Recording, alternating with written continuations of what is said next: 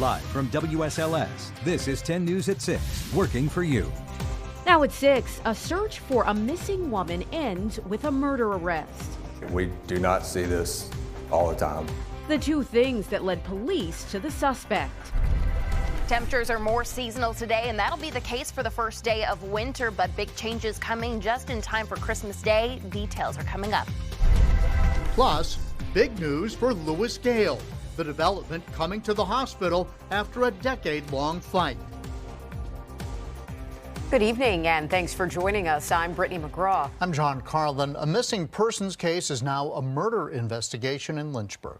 Police found Clarissa Jones dead in a wooded area of Boonesboro last night. Police believe 41-year-old Leonard Blackwell Jr., who you see here, is responsible. 10 News reporter Courtney Lockie is working for you to explain the two factors that led to his arrest.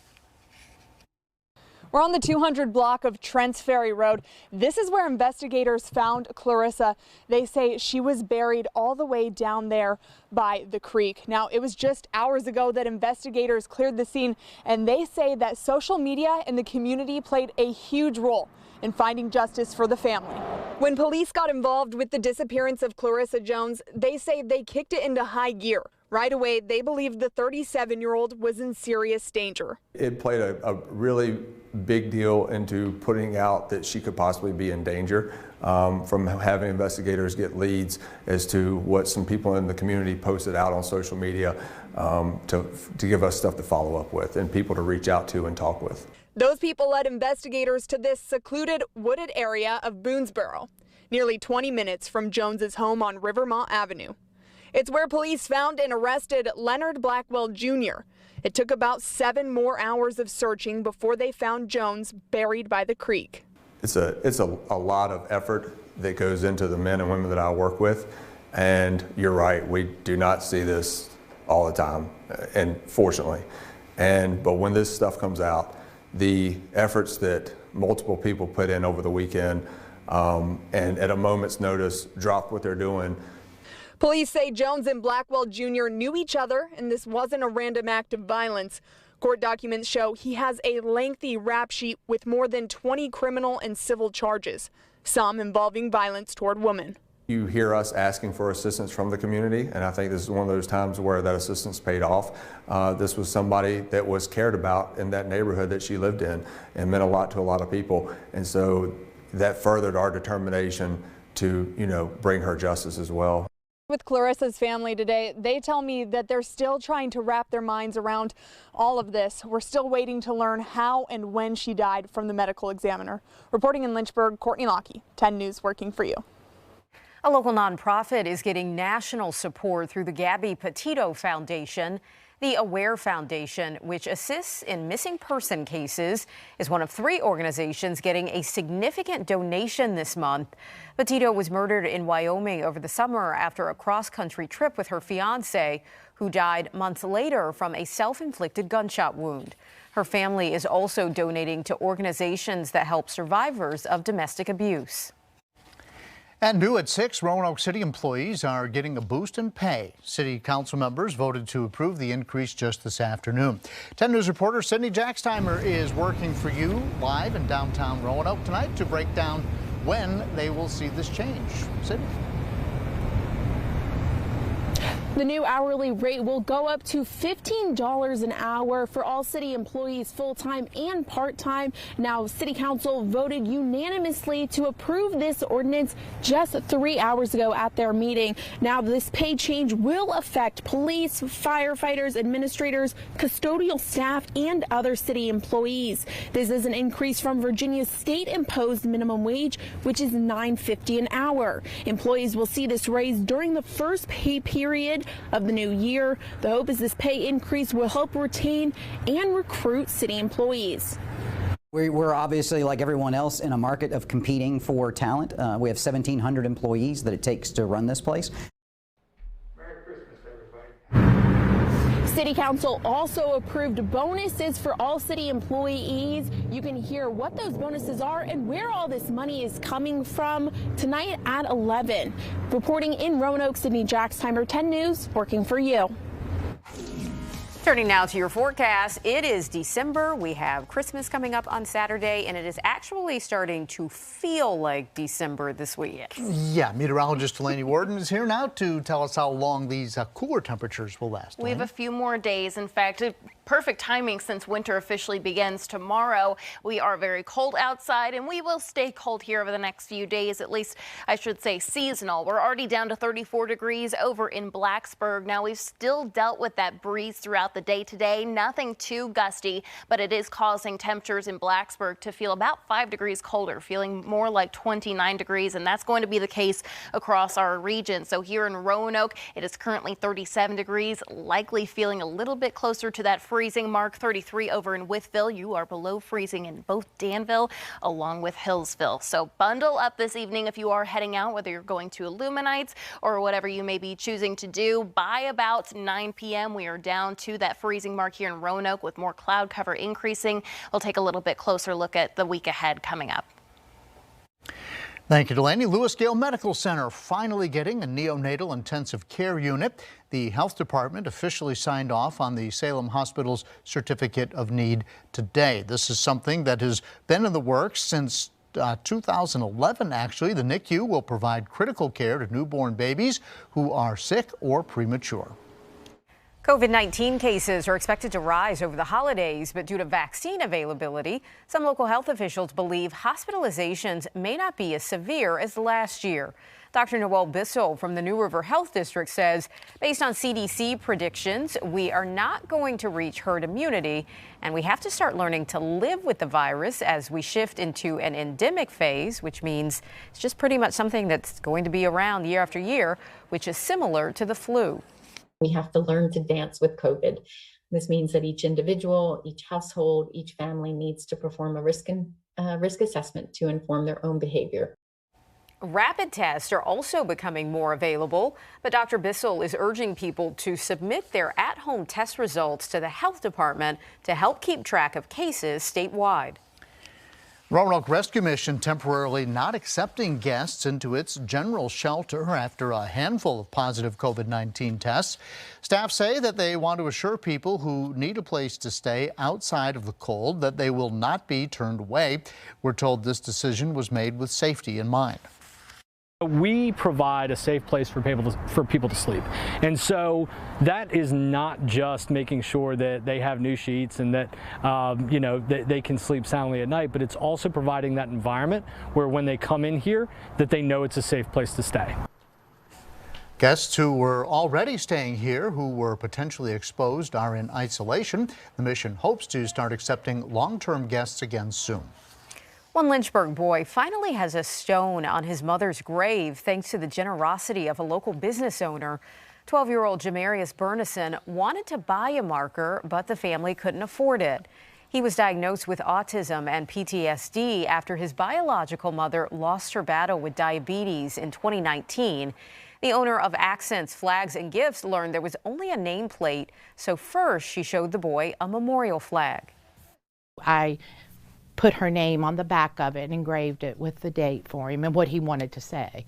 But I knew that day I was going to do something more permanent.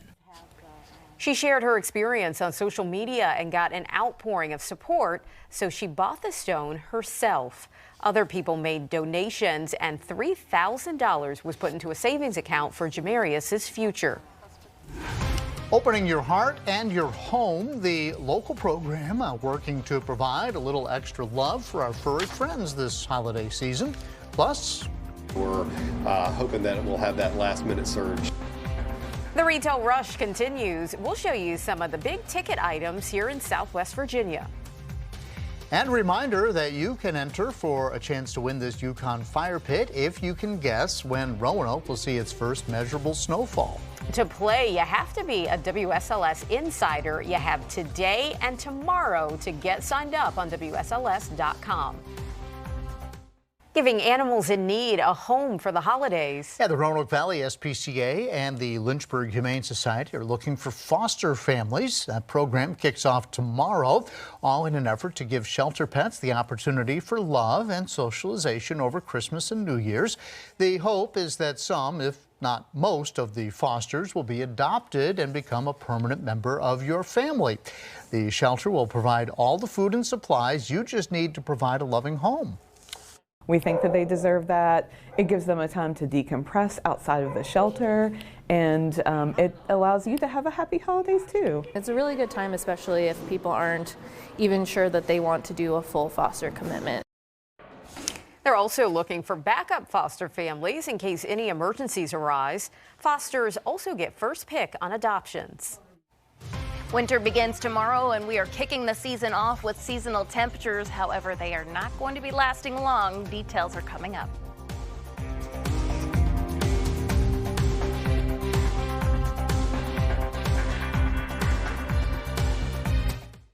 Time is running out if you still have presents to buy. But the last-minute rush of the holiday shopping season is also benefiting some businesses. 10 News reporter Alexis Davila is working for you to show you what some local shops are offering right now.